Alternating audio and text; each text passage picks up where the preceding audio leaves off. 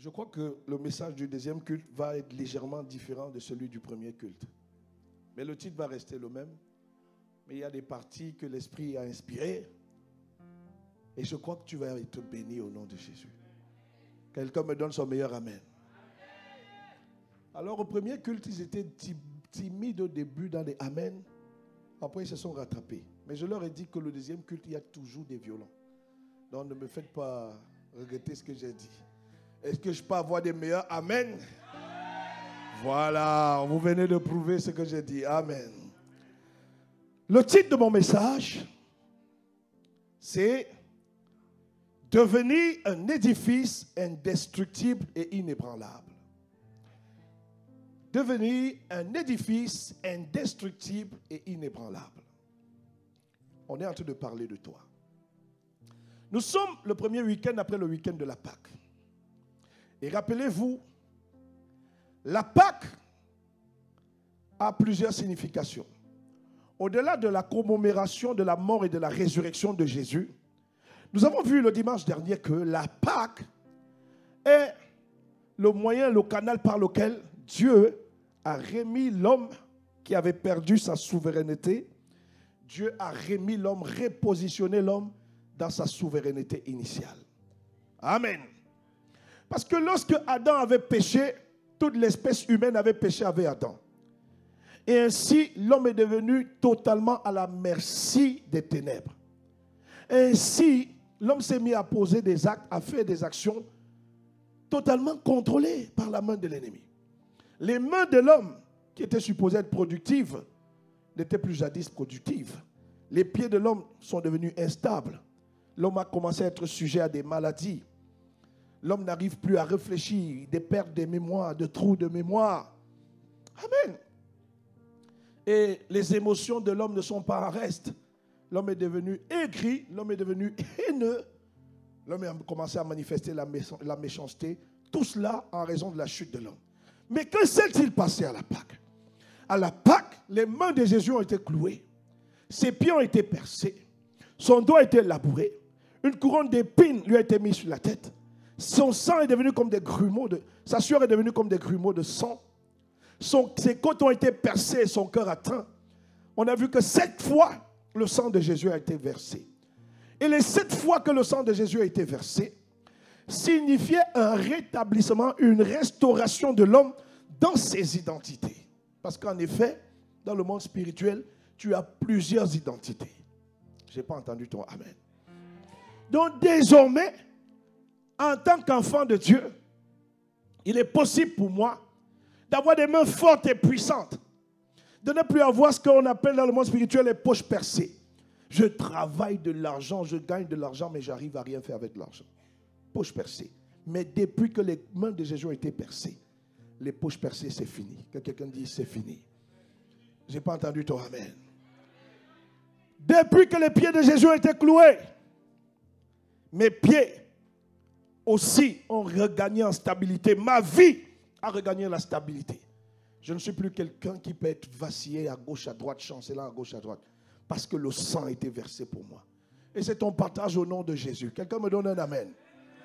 Alors pour faire court, la Pâque nous a redonné à vous et à moi nos identités, nos valeurs d'antan, nos capacités initiales. Waouh! Amen. Et maintenant, qu'est-ce qu'on fait? J'ai été remis en orbite. J'ai été replacé dans ma position initiale grâce aux mérites et aux acquis de la croix de Jésus.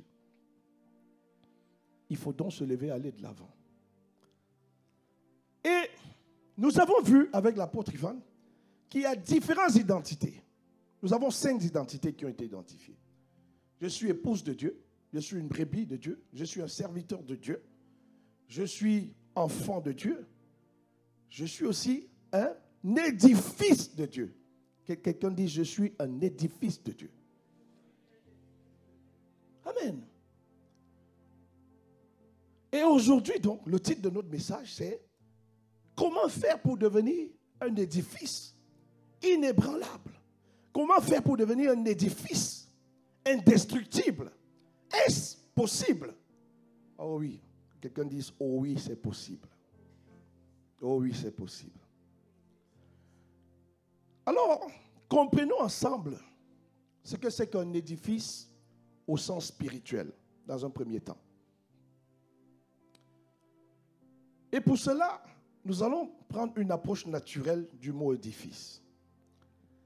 Un édifice, c'est un ensemble de corps, d'éléments, d'objets qui sont pensés par une personne qu'on appelle un architecte et qui, à la fin, donne un tout complet. En d'autres termes, un édifice ne s'autocrée pas. Un édifice ne sort pas de terre par elle-même. Un édifice par lui-même. Un édifice ne s'auto-fabrique pas. Si tu avais moi dit, je suis avec toi. Un édifice est le fruit, est l'imagination, est la conception, est la pensée d'un être qu'on appelle un architecte. Dimanche dernier a été a eu le premier culte dans un édifice qui est appelé la Cité Royale. La Cité Royale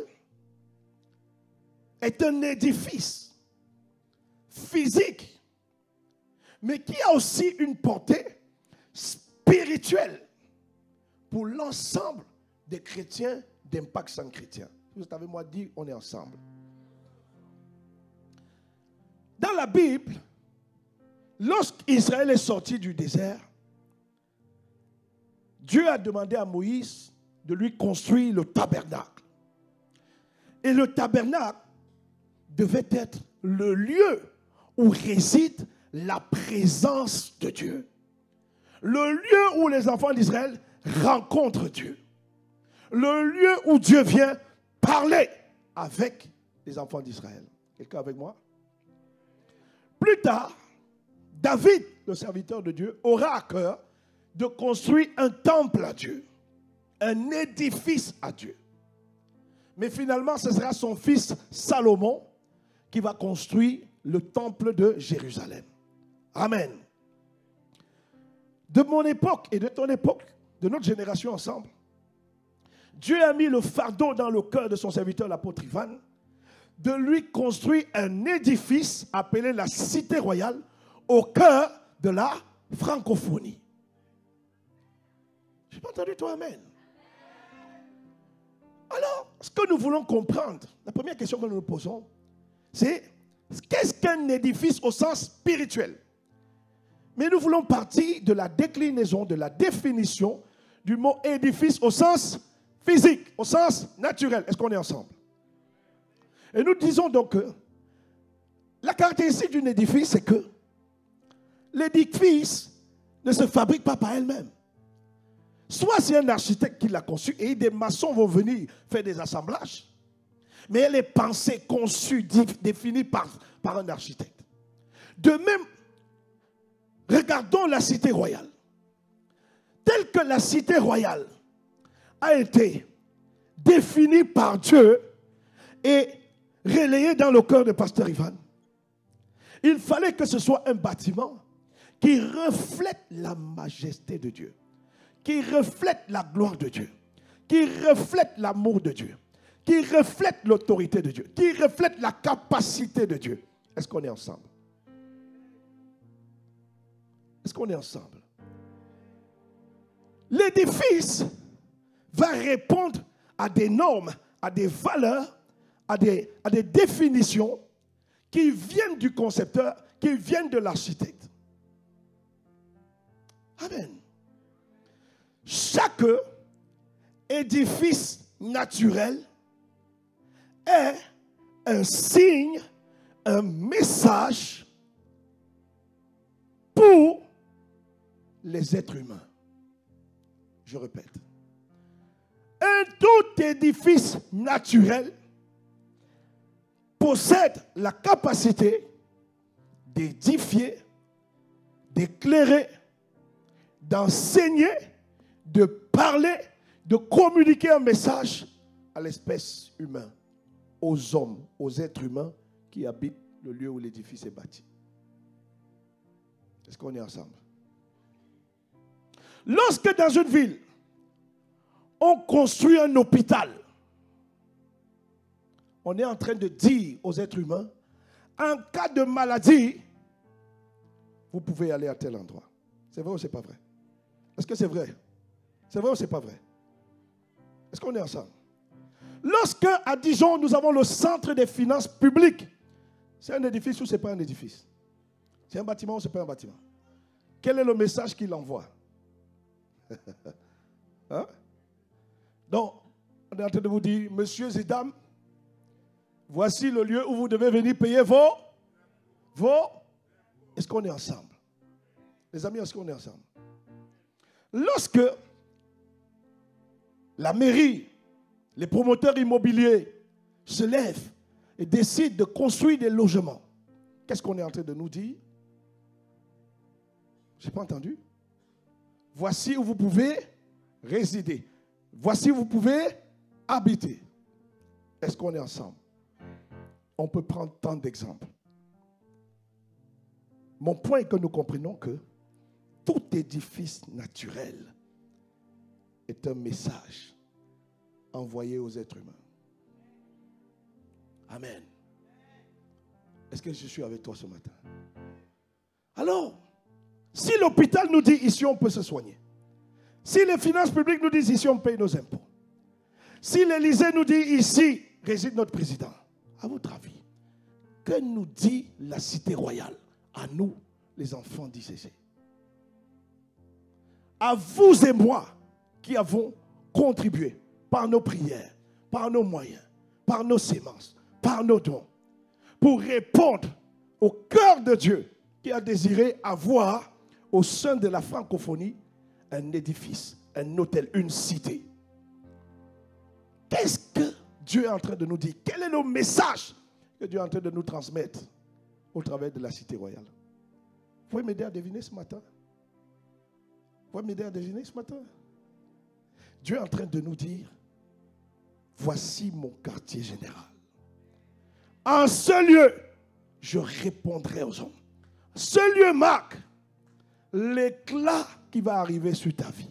Ce lieu marque la lumière qui va arriver sur ta vie. La beauté de ce lieu marque la beauté des grâces et des bénédictions qui vont être relayées dans ta vie. Oh, je n'ai pas entendu toi, amen. L'hôtel royal est l'expression d'une nouvelle dimension de l'église. Ça signifie que pour toi et pour moi, Dieu est en train de te préparer à entrer dans une nouvelle dimension. Est-ce que tu es avec moi ce matin? Est-ce qu'on est ensemble ce matin? Ton amen ne me bénit pas. Est-ce qu'on est ensemble ce matin? Ah, ici, ils sont meilleurs. Est-ce qu'on peut être ensemble ce matin? Vous voulez relever le défi ou pas? Oh, ils ne veulent pas. Ici, là, vous voulez? Oh là là! Victoire dans le nom de Jésus. Que Dieu vous donne d'être victorieux au nom de Jésus. Ah, ils vous ont dépassé. Ils vous ont dépassé. Amen. Quelqu'un peut-il acclamer le Seigneur? Amen. Alors, bien aimé, nous, on cherche à répondre à une question. C'est quoi un édifice au sens spirituel? À la lumière de tout ce qu'on vient de dire, nous sommes partis des édifices naturels. Je résume. On a compris que tout édifice ne s'est pas autocréé. Il est le fruit d'une pensée, il est le fruit d'un concepteur, il est le fruit de quelqu'un qui l'a imaginé. On a compris que tout édifice envoie un signal, envoie un message. Amen. Donc, sur le plan spirituel, un édifice est un vecteur qui parle, qui envoie un message. Un édifice aussi peut être assimilé à l'espèce humaine elle-même. De même que la cité royale ne s'est pas fabriquée par elle-même. De même l'homme, est-ce que tu t'es fabriqué par toi-même? La belle couleur de peau que tu as, l'as-tu désirée? Est-ce que tu t'es tenu, tu es allé au labo, tu as dit, bon, couleur de ma peau, bleu, non, rouge, non, jaune, non, je ne te veux pas, tu ne me plais pas. Je choisis 1, 2, 3, 4, soleil, noir. C'est ce que tu as fait. Est-ce que la qualité de tes cheveux, certains c'est des cheveux crépus, d'autres c'est des cheveux moins crépus. C'est vrai que tes cheveux ça casse les peignes, mais bon, est-ce que c'est toi qui as voulu les cheveux qui cassent les peignes? Oh, si on est ensemble, acclame le Seigneur. Amen. Alléluia. Tu fus créé ainsi, dis avec moi, je fus créé ainsi. Amen. Attention, je parle des cheveux, mais mettons nos mèches, il n'y a pas de souci, on est ensemble. Amen. Donc, mettons nos X-Fashion, mettons nos Expression, je ne sais pas comment ça s'appelle. Mettons nos brésiliennes, nos hindouennes, on est ensemble. Amen. Quelqu'un me dit Amen. On ne va pas attaquer les sœurs ce matin. Allez. Est-ce qu'une sœur peut dire Amen? Alléluia. Ce que j'essaie de dire, c'est que l'édifice subit la loi de son créateur. L'édifice subit la volonté de celui qui l'a créé. Et l'être humain est un édifice au sens spirituel. Qu'est-ce qu'un édifice au sens spirituel? Un édifice au sens spirituel est un vecteur qui envoie un message. Un édifice au sens spirituel peut être assimilé à un être humain. Pourquoi? Parce que par la loi des correspondances, on voit que l'être humain ne s'est pas auto-créé. Voilà pourquoi arrête d'être complexé. Si tu es black de peau comme moi, mon frère, sois fier de qui tu es. Be proud. Sois fier. Dis, sois fier. C'est d'accord. Si tu as des cheveux comme moi, bénis Dieu pour tes cheveux. Alléluia. Si tu as un cou qui est long, il n'y a pas de souci. Tu as le plus beau cou du monde. Mais oui, dis avec moi Amen. Si on te dit tu as des longs bras qui ne correspondent pas à la... les bras ne sont pas proportionnels à la taille. Dis-moi, je suis une race spéciale. Oh, donne-moi un meilleur Amen. Donne-moi un meilleur Amen. Est-ce qu'on est ensemble? Donc si on a compris, on va un peu s'attarder sur cet édifice qu'on appelle l'être humain. Et là, ce matin, le siège sur lequel tu es assis est un édifice qu'un menuisier a conçu. Mais je ne sais pas si quand tu t'es assis ce matin, le siège t'a dit, oh toi, je ne veux pas te recevoir ce matin. Dégage de là. Il te l'a dit. Je ne sais pas si la belle veste que tu portes ce matin, quand tu l'as choisie dans ta belle garde-robe, la veste t'a dit, pas moi, pas touche. Tu ne m'as pas respecté la fois dernière. C'est ça qu'elle t'a dit. Elle a subi ta loi, vrai ou pas? Elle a subi ta loi, vrai ou pas? Alors, ce que j'essaie de nous dire, c'est que quand on va observer tout ce qui prend le nom d'édifice, le seul édifice qui existe, qui a été créé avec le libre arbitre, c'est l'espèce humaine. Mais une des caractéristiques de l'espèce humaine et de l'édifice, comme tout édifice, c'est que tout édifice est esclave de celui qui l'a créé. Et malheureusement, le libre arbitre ne te fait pas échapper à cette loi. Est-ce qu'on est ensemble? La cité royale à Croissy-Beaubourg en région parisienne, Dieu a dit, tu dois avoir telle taille. La cité royale a cette taille-là. Dieu a dit, voici les lumières qui doivent être là. Auditorium, salle diamant, ceci, cela. La cité royale dit, j'accepte. Elle ne fait pas sa volonté. C'est ça la caractéristique des édifices. Que ce soit au sens naturel ou que ce soit au sens spirituel. Est-ce qu'on est ensemble? Dis avec moi, je suis un édifice doté du libre arbitre. Acclame le Seigneur. Maintenant, regardons ce que te permet de faire le libre arbitre. Tout édifice est esclave. Tout homme est esclave. Mais pasteur, à quoi me sert donc le libre arbitre? Le libre arbitre sert de changer de maître uniquement. Le libre arbitre te permet de passer d'un maître à un autre, pas à plusieurs maîtres, à 2 maîtres uniquement. La Bible nous dit, dans Proverbe 28, 18, celui qui mène une vie intègre trouvera le salut. L'homme corrompu qui suit deux chemins à la fois tombera dans l'un ou dans l'autre. Il ne peut pas tomber dans les deux. Luc 16, verset 13. Aucun serviteur ne peut être en même temps au service de deux maîtres. En effet, ou bien il détestera l'un et aimera l'autre, ou bien il sera dévoué au premier et méprisera le second.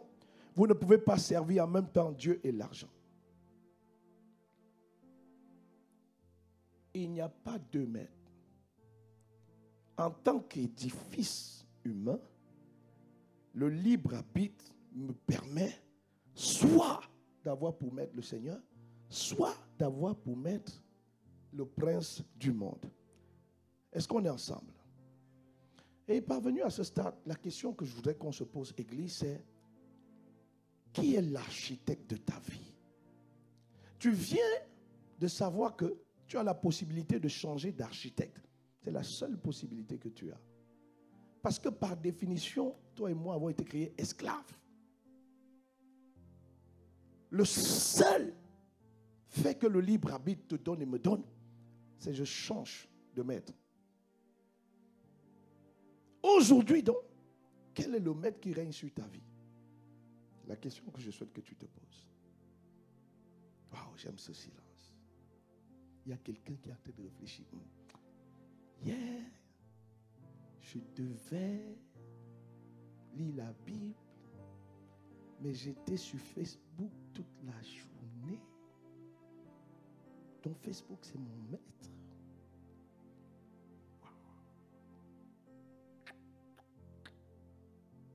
Wow. Ouh. Majestueux silence. Oh. Ton silence. Est-ce que tu veux qu'on continue?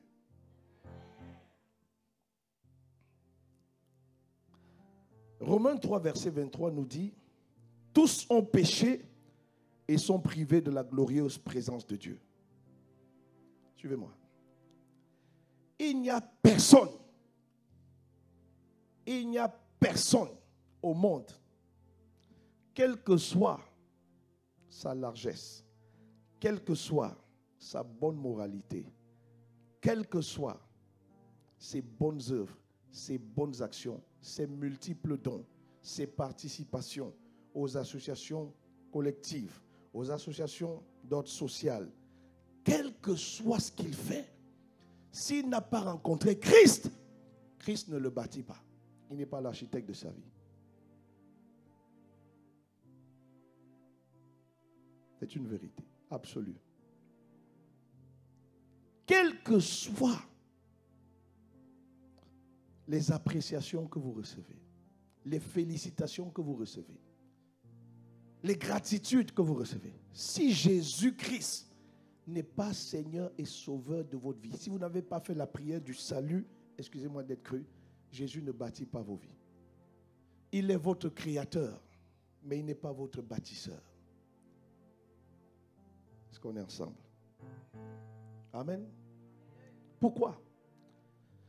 Parce que le péché d'Adam a entraîné la chute de toute l'humanité. Aucun homme n'est pur devant Dieu. Aucun homme. Aucun homme. Le seul qui purifie toute l'espèce humaine devant Dieu, le seul qui purifie l'architecture, l'édifice humain devant Dieu, c'est Jésus-Christ. Alors pour devenir un édifice indestructible et inébranlable, l'une des premières conditions, c'est de prendre position par le libre arbitre sous le commandement de Jésus-Christ. C'est la première condition. Amen. Est-ce que je peux aller de l'avant? Est-ce qu'à la fin du culte, tu vas me saluer? Si tu vas me saluer, acclame le Seigneur. Amen.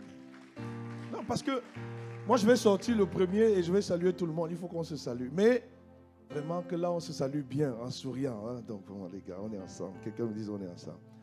OK. Donc, maintenant, voyons le deuxième cas. Le deuxième cas, c'est quelqu'un qui a donné sa vie à Jésus. Tu as donné ta vie à Jésus. Tu dis, pasteur, I surrender my life to Jesus. C'est bien. Bravo. Mais toi, Tu as donné ta vie à Jésus. Jésus est ton sauveur, mais il n'est pas ton maître. Il n'est pas ton Seigneur. C'est possible, je t'explique. J'ai donné ma vie à Jésus, mais chaque fois que Jésus me dit de pardonner à ceux qui m'ont offensé, je dis niet. En russe, comment on dit niet? J'avais vu ça dans un film russe, j'ai oublié. Il n'y a pas quelqu'un d'Ukraine ici? Il n'y a personne qui parle russe ici?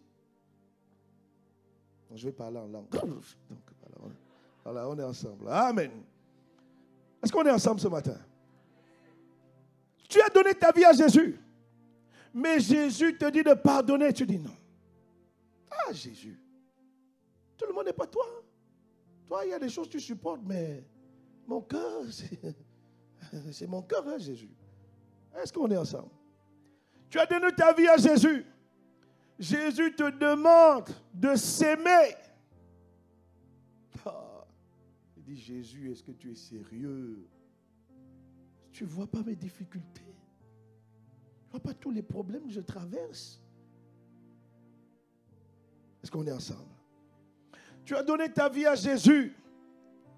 Jésus te demande de respecter les autorités. Toi, quand il y a les gilets d'une certaine couleur là, toi, tu vas aussi te gileter d'une certaine couleur. On te trouve, oh, dehors, dehors. Est-ce qu'on est ensemble? Est-ce qu'on est ensemble ce matin? Tu as donné ta vie à Jésus. Jésus dit, femmes, soyez soumises à vos maris. Oh, fire. Fire. Seigneur, je ne peux pas être soumis à cet homme. Tu as donné ta vie à Jésus. Femmes, hommes, aimez vos femmes. Bon, toi, tu veux nous embrouiller. Tu nous dis, Jésus a dit, homme, en pointant le doigt sur toi, aimez vos femmes. Ton doigt passe sur plusieurs femmes. Tu veux nous expliquer quoi? Est-ce qu'on est ensemble ce matin? Et tu nous dis, non, non, c'est la parole. Jésus a dit, homme, aimez vos femmes.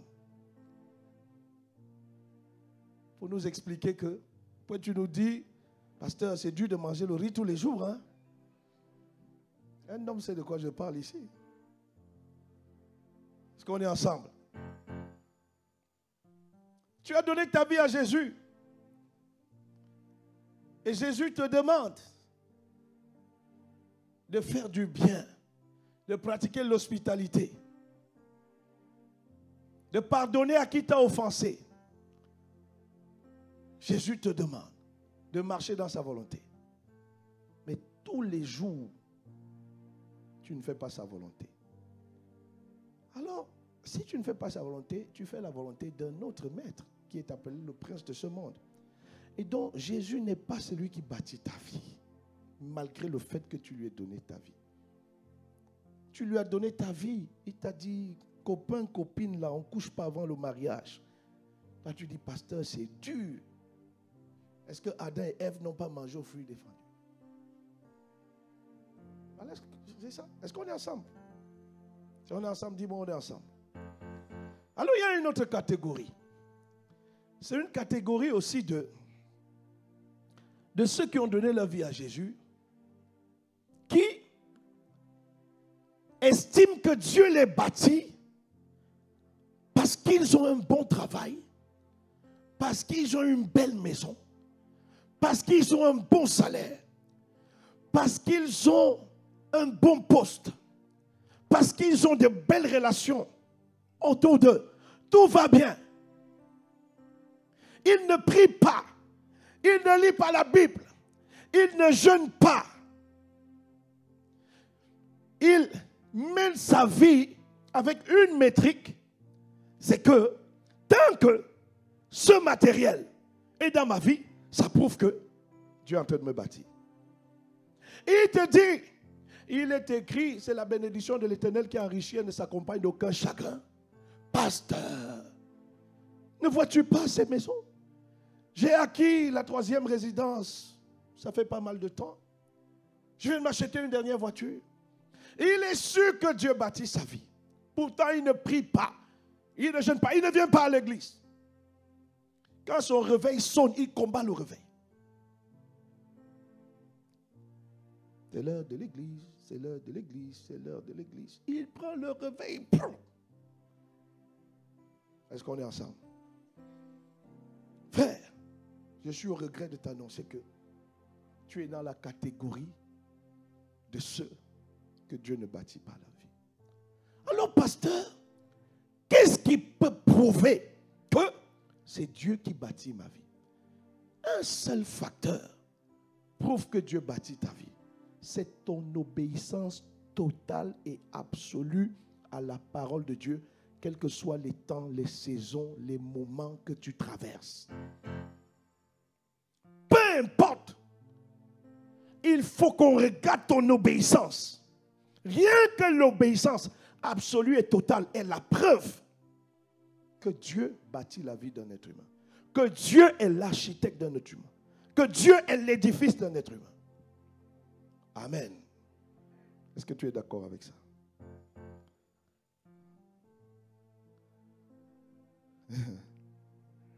Alors, il y a une autre catégorie de personnes, on finit par là, qui sont dans l'obéissance totale. Ils ont donné leur vie à Jésus. Et ils marchent dans l'obéissance totale. Vraiment totale. Femme mariée. Le mari te trompe. Mais les tromperies de ton mari ne t'amènent pas à questionner la fidélité de Dieu. Tu continues à t'attacher à Dieu. Tu es un jeune homme. Tout le monde t'a abandonné parce que tu as donné ta vie à Jésus. Et tu vis des galères, des souffrances, des mépris, des calomnies, des injures. Malgré tout cela, tu es resté attaché à Jésus. Ton cœur est resté attaché à Jésus. Toi-même, quand tu fais le constat de ta vie, tu dis, oh, Seigneur, est-ce que j'ai bien fait de venir à toi?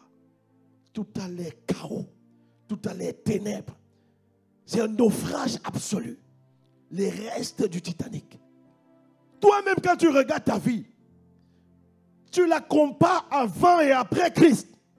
Tu dis, mais avant, j'avais au moins de quoi me déplacer. Avant, je pouvais m'acheter 4-5 paires de chaussures. Mais depuis que j'ai donné ma vie à Jésus, les vêtements sont en train de s'user sur moi. J'ai même plus un centime pour m'acheter un parfum. Tu étais dans plusieurs relations avec plusieurs hommes. Tu as connu Jésus. Et on t'a dit, maman, ma soeur, ça c'est pas bien. Tu as dit, amen, je me sépare. Et ces hommes-là te payaient ton loyer, te payaient tes factures, te payaient tes voyages, te payaient tes déplacements, te donnaient de l'argent de poche. Et du jour au lendemain, tu te disais que, ah non, bon, puisque j'ai donné ma vie à Jésus, Dieu devient mon époux, j'ai une identité d'épouse de Christ, Dieu va payer pour mes voyages, mes déplacements, mon loyer et tout. Mais ça ne s'est pas passé comme ça. Mais malgré ça, le bailleur te menace. Tu restes attaché à Dieu. Les hommes là se moquent de toi. Et parfois tu as envie de céder. Mais la voix de celui que tu as aimé te dit, ne cède pas, ne lâche pas. Et toi tu pleures dans tes moments de prière, tu pleures à lui. Tu dis, mais Seigneur, j'ai l'impression qu'avec toi, ça ne va pas. C'est comme ça que les enfants d'Israël, tu es comme les enfants d'Israël. Dans le désert, où ils avaient soif, où ils avaient faim, ils ont commencé à réclamer, à penser aux plats qu'ils mangeaient en Égypte. Mais malgré tout, tu ne lâches pas. Tu n'arrêtes pas de venir à l'église. Tu n'as pas coupé des temps de prière. Tu n'as pas coupé tes temps de méditation. Tu participes au moment de communion fraternelle. Est-ce que je parle à quelqu'un ce matin? J'ai envie de parler à cette personne ce matin. Alléluia. D'autres, tu as éduqué tes enfants dans le Seigneur. Tu leur as montré la voie du Seigneur. Tu t'es investi pour que tes enfants soient dans le Seigneur. Mais à ta grande surprise, ils choisissent une autre voie, un autre chemin. Pire, tu n'avais jamais imaginé ça. Et tu dis, Seigneur, pourtant tu as dit dans la parole, crois au Seigneur Jésus sera sauvé, toi et ta famille. Mais qu'est-ce qui est en train de m'arriver? Pourquoi mes enfants? Pourquoi ça se passe? Ton cœur est déchiré. Une voix te dit, maudit Dieu, laisse-le. Mais tu dis non, je n'abandonnerai pas mon Dieu. Je n'abandonnerai pas le berger de mon âme. Je ne renoncerai pas à celui qui m'a aimé. Tu es un jeune garçon. On t'a parlé de Jésus. Et tu étais dans une relation bizarre. Où tu couchais, tu tombais, tu couchais, tu tombais. Et là, on t'a dit de mettre fin. Et tu as mis fin. Mais cette relation te manque. Et tu as envie de repartir. Mais malgré cela, tu tiens ferme. C'est toi que je suis en train de chercher ce matin. Est-ce qu'il y a quelqu'un qui vit à peu près ce dont je parle là? Amen. Ne lève pas la main. Lève pas la main. Amen. Parce que l'Esprit Saint rend témoignage à ton esprit. Amen. Si tu es là au son de ma voix ce matin et que tu vis tout cela, je suis venu te dire de la part de Jésus ce matin que tu es sur le bon chemin. Que tu es sur le bon chemin. Je suis venu te dire de la part de Jésus ce matin que tu es sur le bon chemin. Que c'est lui qui est en train de te bâtir. Qu'il est l'architecte de ta vie. Dès que tu es obéissant à Jésus, peu importe les combats de ta destinée, de ton histoire et de ta vie, tant que tu t'attaches à l'obéissance, mon frère, ma soeur, c'est lui qui bâtit ta vie. Oh, donne-moi un meilleur amen. Donne-moi ton meilleur des amen. Et à tout cela, bien-aimé, alors pourquoi Dieu permet que tu passes par ces moments difficiles? Écoute-moi. Quand nous lisons la Bible, nous comprenons beaucoup de choses. Le peuple d'Israël était esclave en Égypte. Dieu les a fait sortir pour les amener dans le pays de Canaan. Mais le chemin que Dieu a défini pour les enfants d'Israël, c'était non seulement le chemin le plus long, mais c'était aussi le chemin le plus difficile. Il y avait un autre chemin qui permettait de partir de l'Égypte pour la terre promise en seulement quelques jours, 3-4 jours de marche. Pourquoi Dieu a choisi un chemin plus long? Dieu avait décidé de construire une nation, un peuple avec ses valeurs. Tout édifice subit la volonté de son architecte. Et l'histoire du peuple d'Israël nous enseigne sur ce que vous et moi nous traversons comme épreuve, difficulté dans la vie. Et restons et demeurons dans l'obéissance. Dieu a choisi un chemin où ils allaient passer, affronter la mer, affronter des adversaires, affronter des difficultés, affronter des montagnes. Mais pourquoi ça? Dieu voulait susciter en eux la foi en lui. La Bible dit personne ne peut marcher avec Dieu si on ne lui est agréable. Hébreux 11, verset 6. Sans la foi, il est impossible de lui être agréable. Celui qui s'approche de Dieu doit croire qu'il existe et qu'il récompense ceux qui le cherchent. Oh, explique-moi comment la foi peut se manifester s'il n'y a pas les épreuves. Comment peut-on vérifier la solidité d'un édifice s'il n'y a pas les tempêtes et les intempéries? Comment peux-tu être sûr que cet avion, cet Airbus dans lequel je monte, arrivera à bon port, va résister là, dans les cieux, à tous les mouvements de dérèglement du vent? Comment peut être sûr? Comment peut être sûr que cet Airbus qu'on a construit, lorsqu'il va taper sur le tarmac d'un aéroport, il ne va pas voler en éclats? Tout avion qui est construit est testé. Tout avion dans lequel tu montes est éprouvé. Tout avion, tout véhicule que tu achètes, la résistance de ce véhicule, la capacité, la protection, la sécurité, la robustesse de tout cela est testé. Le bâtiment dans lequel tu te trouves est testé. Est-ce qu'il peut contenir du public? Est-ce qu'il peut résister au vent, aux tempêtes? Est-ce que sa toiture est solide? Est-ce qu'elle ne va pas s'écrouler sur les gens? Tout est testé. Tout édifice passe par des tests pour éprouver sa solidité, pour éprouver sa force, pour éprouver son authenticité. L'épreuve par laquelle tu traverses, mon frère, ma soeur, et dans laquelle on te trouve obéissant, n'est pas en train de te détruire, est en train de révéler une nouvelle dimension de toi, qui est semblable à la dimension de la cité royale. J'ai dit, l'épreuve que tu traverses est en train de révéler qui tu es. Elle est en train de révéler la solidité de ton édifice. Elle révèle les fondations de Christ en toi. Voilà pourquoi, malgré les difficultés, tu dis non, Seigneur, je ne peux pas te régner. Je ne peux pas te désobéir. Que ce soit ton partage au nom puissant de Jésus. Dieu est en train de sortir de toi la foi comme jamais on a vu sur la terre. Est-ce que quelqu'un est avec moi? Abraham, frère, le grand-père d'Abraham était riche. Le père d'Abraham était riche. Mais Dieu a éprouvé Abraham. Laisse ça, va, quitte la zone de confort. L'épreuve te fait sortir de la zone de confort.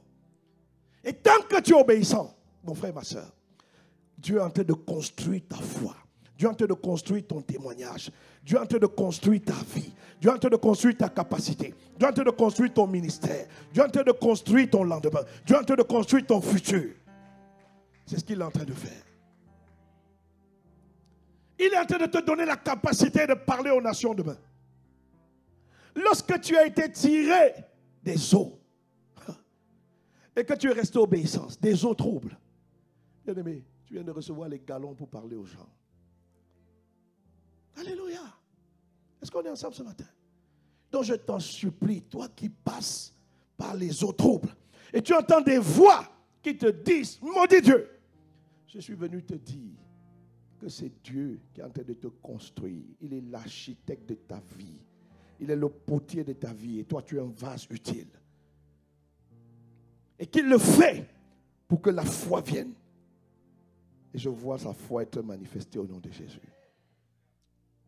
Et ce qu'il m'a dit entre les deux cultes, et je finis là, c'est que pour tous ceux-là qui sont des édifices esclaves dans l'obéissance et qui traversent des moments difficiles et compliqués, la cité royale est un message pour vous et pour moi. Le fait que la cité royale soit sortie de terre, malgré, tu n'as pas idée du nombre d'épreuves qu'a connu la cité royale. Du nombre de coups bas, de pots de bananes, de vols, de truanderies, de tromperies. Tu n'as pas idée. Tout cela pour empêcher ce bâtiment de voir le jour. Je t'annonce, de même que la cité royale a vu le jour, de même ta persévérance t'amènera sous des nouveaux jours au nom puissant de Jésus. Je te vois par ton obéissance entrer dans une nouvelle dimension au nom puissant de Jésus. J'ai dit ton obéissance t'amène à être un édifice d'une nouvelle dimension au nom de Jésus. Je n'ai pas entendu ton amen. Oh mon frère, ma soeur, donne-moi un meilleur amen, je t'en supplie. Est-ce que le groupe de louanges peut monter? Labro Sharababa. Et Zibro Zekatarababa. Mon frère, ma soeur, je t'en supplie. Tout édifice, Dieu t'a conçu et en toi il y a la capacité de résister à toutes ces intempéries. Alors résiste simplement. Ce qui est en train de se passer, c'est qu'une meilleure version de toi est en train de sortir. Un édifice glorieux en train de sortir. Est-ce que quelqu'un me suit? Un être puissant est en train d'être sorti. On se moque de toi aujourd'hui, c'est pas grave. Tu as peu de vêtements aujourd'hui, c'est pas grave. Tu n'es pas propriétaire aujourd'hui, c'est pas grave. Tu es en chômage aujourd'hui, c'est pas grave. Rassure-toi juste de lui être obéissant. La cité royale est un signe pour toi. Un nouveau départ a commencé pour toi. Je n'ai pas entendu ton amen. Amen. C'est Dieu qui a bâti la cité royale. Et regarde comment ça cause l'étonnement et l'émerveillement. Je vois ta vie causer l'étonnement et l'émerveillement au nom puissant de Jésus. Je vois ta vie causer l'étonnement et l'émerveillement au nom puissant de Jésus. Sharaba, est-ce qu'on va se tenir? On peut se tenir debout. Larabo, shalabra, larabo, seketeleba. Oh, Fada, labro, sekayarababa. Larabo, shalibro, sayarababa. Lerebro.